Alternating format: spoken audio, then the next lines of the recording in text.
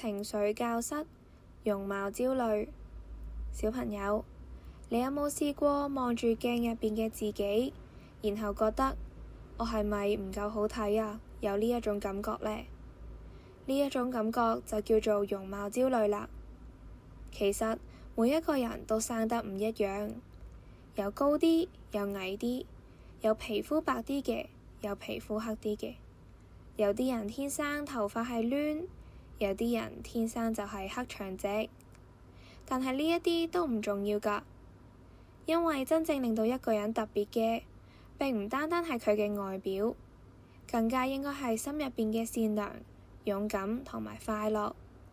就好似花咁樣，每一朵花嘅顏色同埋形狀都唔同，但係每一朵都可以好靚。當你覺得自己唔夠好睇嘅時候，可以試下話畀自己聽，我就係我好特別。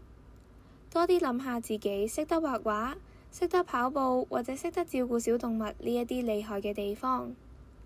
記住，我哋嘅外貌只係一層包裝紙，入邊嘅你先至係最珍貴嘅禮物。